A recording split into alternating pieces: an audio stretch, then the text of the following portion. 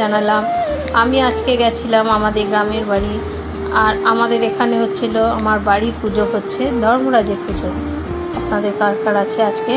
আর এই জগন্নাথের সান্নিল যাত্রার দিনই আমাদের ধর্মরাজের পুজোটা হয়। আর এই পুজোটা আমাদের মেন কালী মন্দিরেই হয়। একদিকে আমাদের কার্তিক থাকে আর একদিকে ধর্মরাজ থেকে মা, মধ্যেখানে যে মায়ের ঠাট্টা আছে। কালী পুজোর সময় আমাদের মা কালীর পুজো হয়। আর এই আমরা 4 ভাই বোনকে নিয়ে মা পুজো দেখছে। আর আমার বর বসে আছে। মানে আমাদের বলিও হয়, বলিদান কোথাও আছে আমাদের বাড়িতে। আমার বর আর আমার ভাই ওর জন্য ধুতি পরে আছে, বাড়ির পুজো তো ওই জন্য ধুতি পরে আছে। আর এই পুরোহিত মশাই যজ্ঞ করছেন, গ্রামের লোকরা সব এসে এমনিতেই আমাদের সাথে সব কথা বলছে, গল্প করছি। সবার সাথে আনন্দ করতে গ্রামে ভালোই লাগে আমাদের।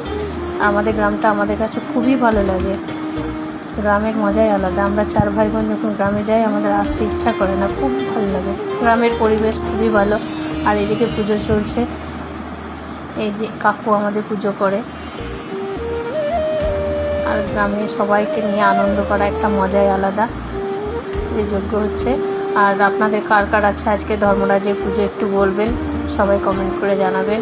আমাদের এই পুজো চললো। আর প্রচণ্ড গরম, এত গরম যে মন্দিরে আজকে ফ্যান দিতে হয়েছে, পুরোহিত মশাই থাকতে পারছে না। এখানে রাখলাম, দেখুন যজ্ঞ হচ্ছে। আর সবাই টুকটাকি গল্প করছে, হাসি, পুজোও দেখা হচ্ছে।